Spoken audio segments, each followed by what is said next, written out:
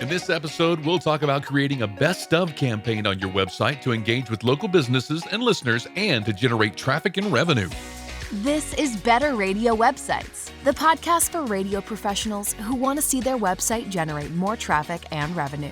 Each week, your host, Jim Sherwood, and his special guests give you time-tested tips and secret tricks to ensure your radio station dominates digital in your market. Here we go. Hi, it's Jim, and welcome to Better Radio Websites, the podcast that wants to help you get more visitors and the most revenue from your radio station website.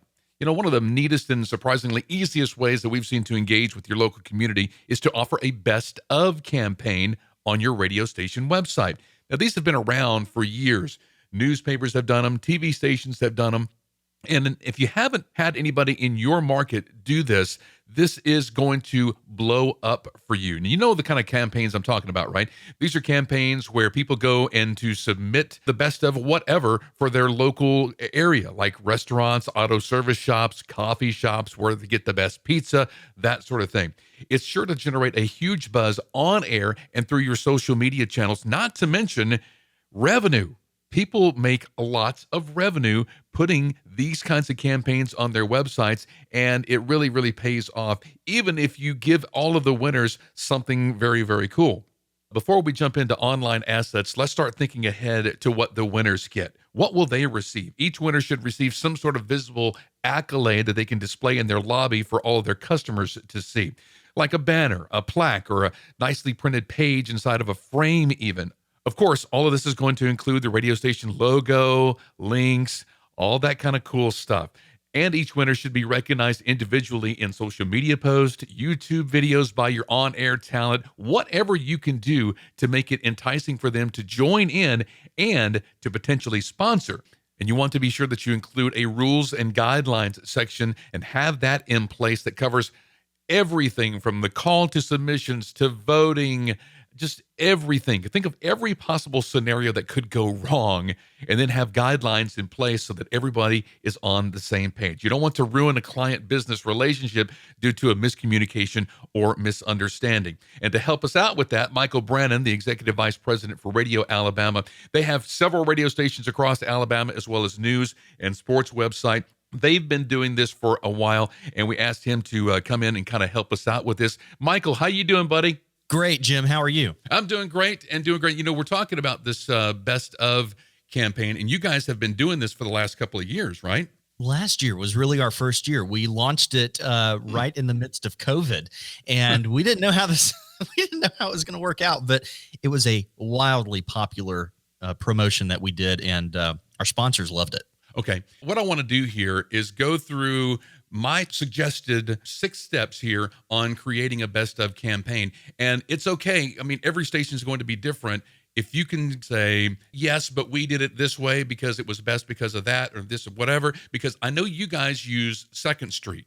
Am I correct? We do use Second Street. It is a promotions platform. It handles all of our email database and aggregation. We run contest promotions and anything that you can imagine that would be interactive. We run it through Second Street, and you can give it a Google, or I'm sure it'll be in your show notes, and see what they have to offer. It's really a robust platform that we use. And what's really great about it is that they have the technology to be able to say, okay, if somebody's rigging the system in terms of cheating, and I'm using that in air quotes, then they can disqualify or verify via an IP address. So the level of security for the types of contests that we're running is really great, and we're couldn't be happier. We've been using them for about 4 or 5 years now, and we love it.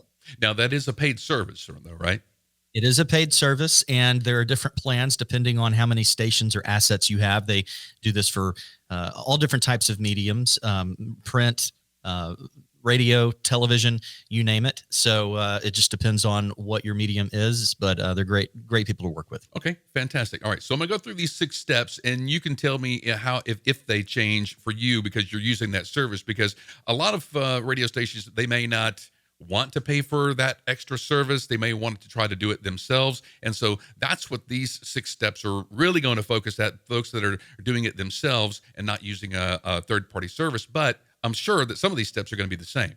The 6 steps in creating a best of campaign for your radio station website. Number 1 is create a form for business submissions.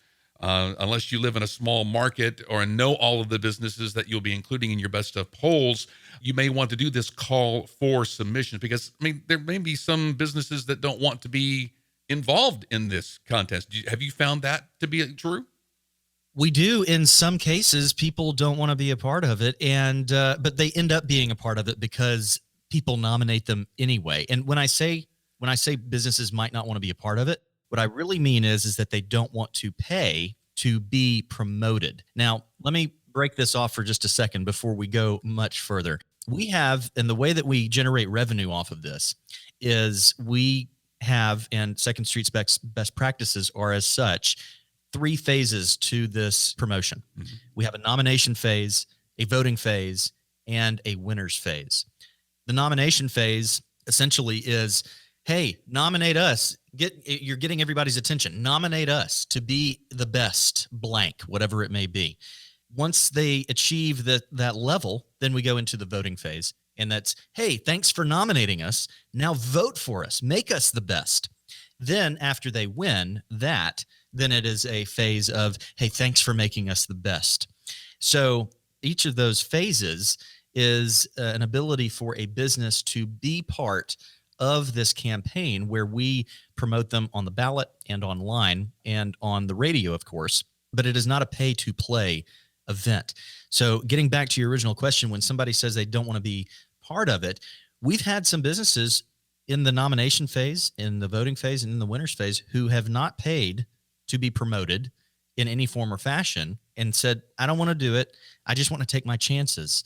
And they get nominated, they get voted, and then they win all on their own. So it really is just a luck of the draw. All right. So the businesses, do they nominate themselves or do you have listeners nominate businesses? Both. Okay. It is open for businesses to nominate themselves, and it is open for listeners to also nominate as well. I wonder, could you have 2 different forms for that, one for listeners and then one for businesses, and then kind of overlap those? Because if the businesses didn't want to be in that, they could opt out of it? Or do you just say, all right, I'm going to take all of these submissions and then I'm going to contact the businesses to let them know that they've been nominated, or if they nominated themselves, and then they can choose to be in or out?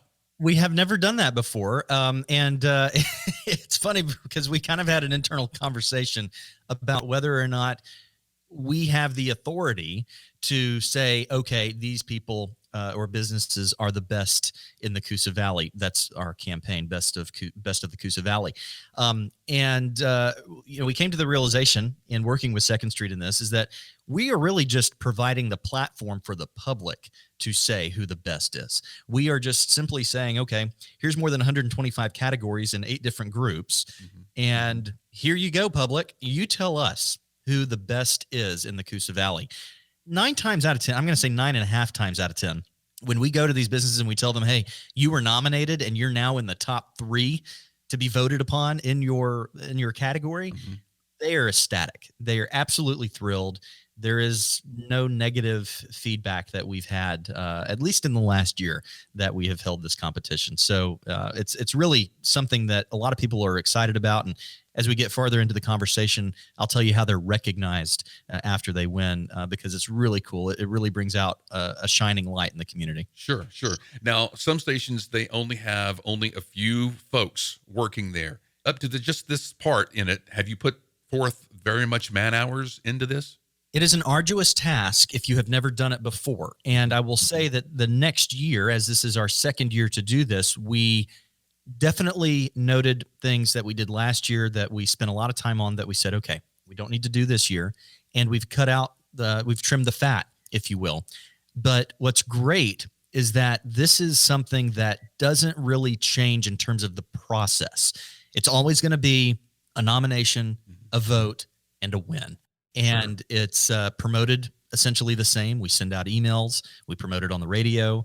We have our jocks talking about it on the air. We're doing paid social media advertisement for it. It's all promoted, and people start sharing it and talking about it in the community. And So yeah, to answer your question, aside from at the very beginning, getting all of the flyers and the paperwork and all that done, you dedicate several hours to it, and then it's smooth sailing from there. All right. Now, Michael, how many categories did you say that you had in groups?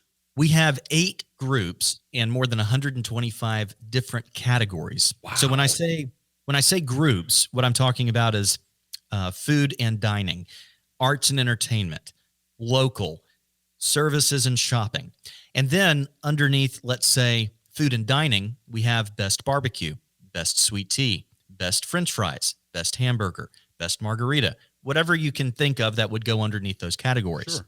Wow. Do you happen to have that in a Excel spreadsheet or something like that you could share?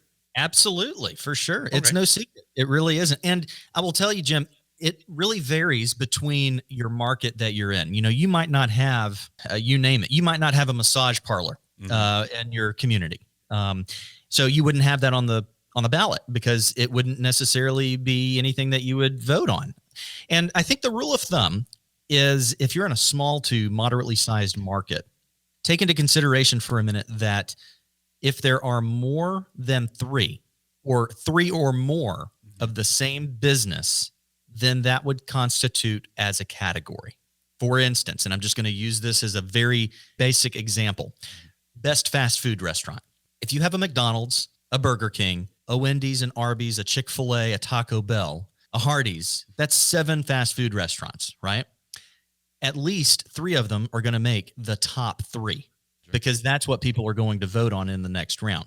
If you're in a larger size market, let's just say in Atlanta or in New York or, even a moderately sized Des Moines, Iowa, if you have more than 5, that would also constitute as a category as well. So you may have 5 that you would vote on when it gets to that point. You always want to keep in mind in the voting phase, the top 3 or the top 5.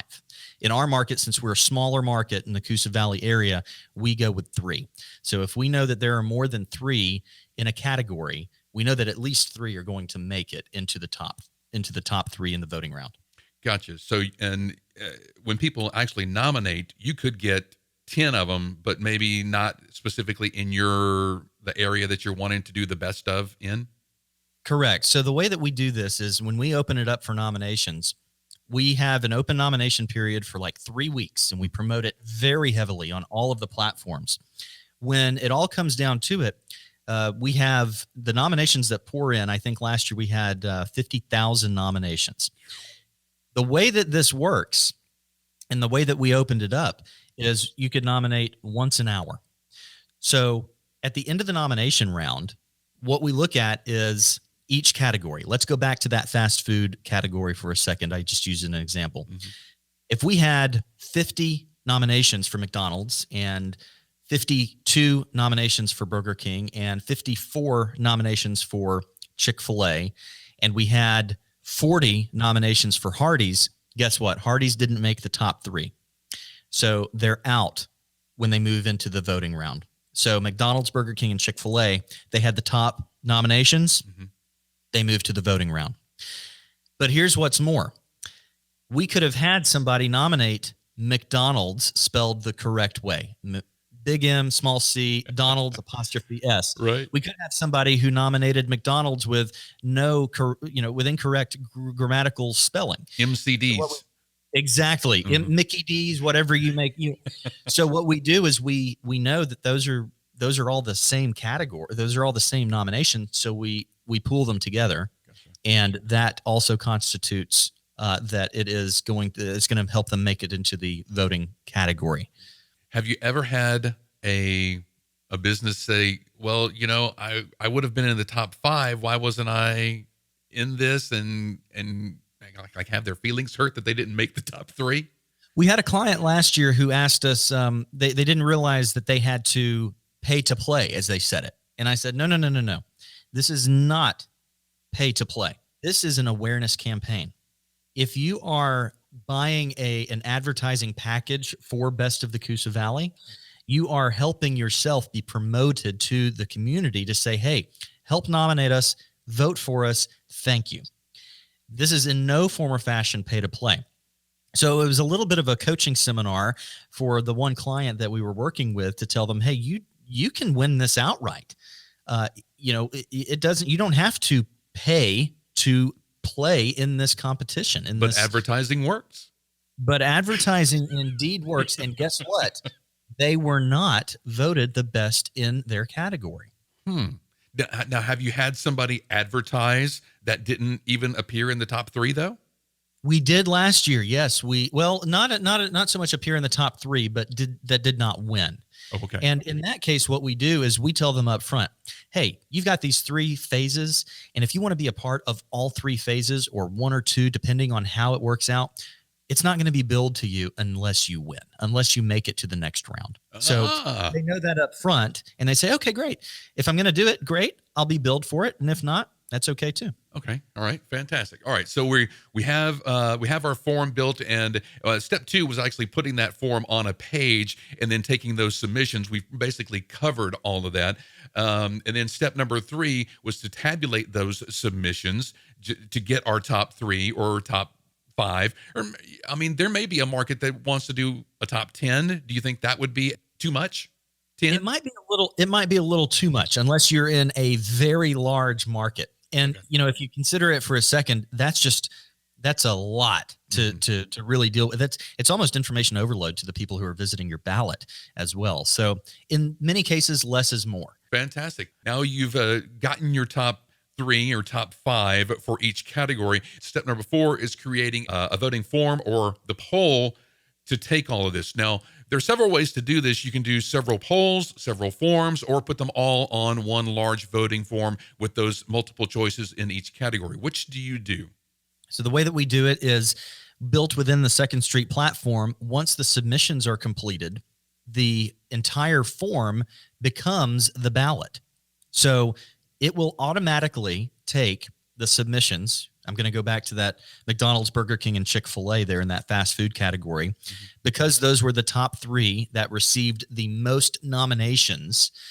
What happens next in the voting round is that when you go to that category, you will see McDonald's, Burger King, and Chick-fil-A, and that's it. That's all you'll see. Then we will have a vote button next to it, and all you do is you vote once you put your email address in, and you roll, and that's it. And then after that's all said and done, then the votes are tabulated, and you have the winner's face. So you said you had them all on one form that you put your email address in. So you vote basically in all of those categories on one form. You could vote in 1, or you could vote in 125. But once you input your email address, that allows you to be part of the event.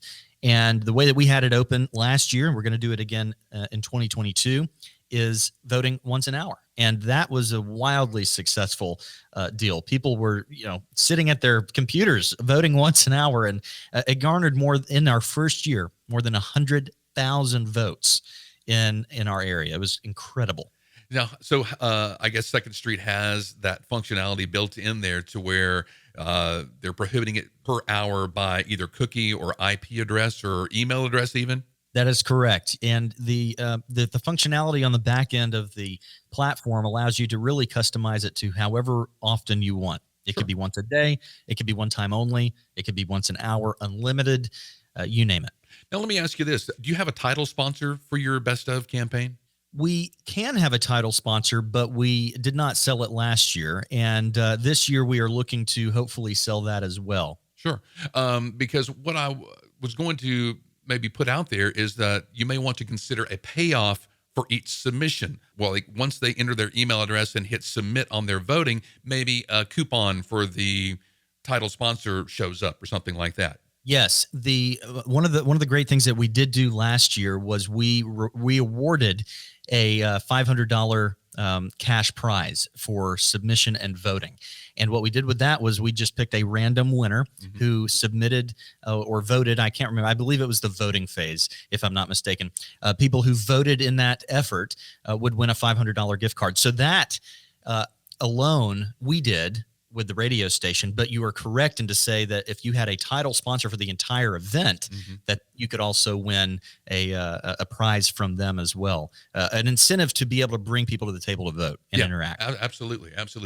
And then step number 5 is replace the submission form with the voting form on your best of page. You do this on the day that the voting actually begins. How long does the voting campaign last? Everything that we do lasts for 3 weeks. Okay. We start this in mid-January, early January, I should say, and it lasts through May. And you might think, that's an awfully long time. But if you consider this for a second, what we do is we have the nomination phase for 3 weeks. We go dark, essentially, for about a week and a half. We open the new phase up for voting for another 3 weeks. Now you're at the end of February. Then we go dark for another week and a half or so. And then we open it up and we say, hey, here's the winners. This is the winners phase. The reason why we go dark is so that we can get back with the advertisers or the people that were nominated to say, hey, you made it to this next round. If you have not yet been part of the campaign and you want to have ad placement on the ballot, or you want to be on the radio to help encourage your vote, or et cetera, you have the opportunity to do so. So it gives our account executives the opportunity to go out and visit while everything is being cleaned up on the ballot to make sure that words are spelled correctly and the votes are tabulated right to move on to the next level. What's an example of what the client is doing on their on-air campaign during that time? The way that we sell our campaigns are really simple. We say each phase you have a 15-second spot. So it could be Michael's Home Emporium, and I've got great deals happening all the time for all of your home needs. Michael's Home Emporium on Main Street, downtown. That could be the crux of my campaign, but it's advised not to be. The idea behind the on-air ad is Michael's Home Emporium has everything you need for your home. Nominate us as the best home and outdoors store in and around your area. We're located downtown. Vote, nominate us in the Best of the Coosa Valley. Online, bestofcoosavalley.com. Then when you get to the next phase, it's thanks for nominating us. Now vote for us. Okay. And then when you get to the winners phase, it is, hey, thanks for making us the best. Okay. And I'll tell you, Jim, we have people who won last year, and here it is, end of 2021, beginning of 2022. In their ads, they still have, thanks for making us the best of the Coosa Valley. People love this all the way through. And when we get to the winners phase, we award all the winners with banners that they hang in their businesses and also window decals. And they are everywhere in town, and it drives our competition up the wall. because it has Radio Alabama and all of that on there as well, right? Has our logos on there. So it is as much brand awareness as it is for us, as it is to glorify the local businesses who have participated in this event. And that was a part of my step number 6 is display the results and then promote the winners. You can do this on social media.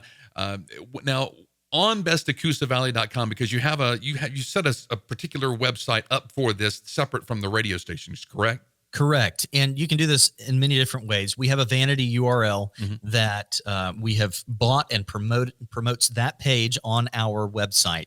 And, in our situation, we launch it across 3 different properties, 2 radio stations and an online news website.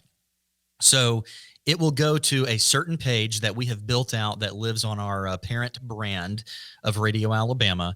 And this page has sidebar ads on the side that we can place our advertisers on for exposure. And then we have content built on the page just above where we embed the Second Street platform for this event. And it is just an incredible usage of the way that we use our website. We utilize it, high traffic volume. And of course, we thank you for that effort, because we have a better radio station website because of it. Well, thank you, Michael. I appreciate that. So you're saying that your bestofcoosavalley.com actually points to a page on your radioalabama.net. That is correct. Oh, okay. Yes. I got Yes. you. And that page has everything built into it. And how do you have, whenever the winners are announced, do you have like maybe in image cards or something like that on the winning page that they can share out on their social media and that sort of thing, or do you create something extra for that? How does the online promotion of the winners go? In every phase, I'll actually back this one up. In every phase that we have, nomination, voting, and winner, we change the creative on their ads and we do it for them. So if they have bought a package and they get that placement on there, those are the ones that get recognized. So in the nomination phase, we say, hey, nominate us. Hey, vote for us. Hey, thanks for making us the best. And then we give that content to the advertiser that has paid for that spot. We can't do it for everybody because you would have over 100 different winners. So we don't necessarily do a graphic representation for every winner, except for the ones that have paid to be featured. I understand. That could get quite extensive in in creating all of that. On the ballot, when people win, it says this is the winner. So it automatically says, hey, this is the winner. And if they want something a little bit more enhanced, then we can help create graphic representation around that. Absolutely. And you promote all of the winners on social, on air. How big are those banners that you normally give to the winners? The banners are about 2 feet by 3 feet. So they hang very easily and very well in a window or a door. And like I said, they're eye-catching. I mean, people see them everywhere, and it has become a staple that when you walk into a business, you're going to see a banner or something of that nature in there. You know, from where I'm from, back in Mobile, the Nappy Awards is what they're called. They're from the Lanyap newspaper. It's a bi-monthly newspaper in Mobile, and the Nappy Awards have been going on for probably 20 years. You go into a restaurant in Mobile that has a Nappy Award, I'm not exaggerating when I say that they have banners from 10 years prior just hanging on the wall showing that they are the best. And it's something that people become proud of and they take pride in. Absolutely. So this is something that if a radio station is listening to this and it's not being done in their market, they need to jump on it. It is a guaranteed revenue generator. I can promise you that. Our owner was a little skeptical at this. He was wondering, oh, is this going to do anything? And sure enough, we generated a lot of money last year on it. And it's all about advertising. It's all about letting people know you exist, encouraging people to shop at your business or utilize your services, and making them the best in your area. At the heart of it, it is a popularity contest. Mm-hmm. It is what people think in your area is the best, blank, whatever it may be. And businesses and people alike absolutely thrive on it. And you know what, with small businesses hurting like they are right now, this is probably a awesome time to do this. 100%. And furthermore, with the way that the job market has been, it also elevates businesses to say, hey, we have the ability to be the best, come work for the best. Absolutely. Michael, thank you so much for your time. I really appreciate it. And if you wouldn't mind sharing the download for those categories, what I'll do is I'll make it a part of the show notes. Absolutely. Anything for you, Jim. All right. Thanks a lot, Michael. Have a great day. You too. Big thanks to Michael and the Radio Alabama team for their insight today. It's just been truly amazing. Now, like we said, they are using a service called Second Street to do this on their website. And you can do that as well. Reach out to them at secondstreet.com. I believe they changed their name, though. But you can also do it with tools that are already in your website now and some DIY tools as well.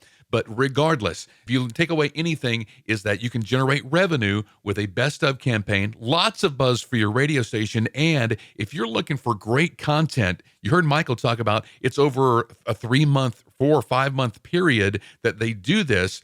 You're going to generate a lot of traffic to your radio station website through this. That means additional revenue from all of those impressions and unique visitors that are coming to your radio station website.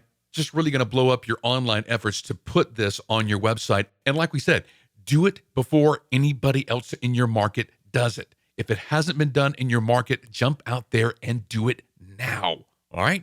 Have an awesome week online, making your radio station website better. We'll see you next time. Thanks for listening to Better Radio Websites. Inspired by today's episode? Be sure you are subscribed and share this episode with a friend. Visit skyrocketradio.com/podcasts for more episodes as well as show notes for this episode. Need help starting or making your station website better? Visit skyrocketradio.com.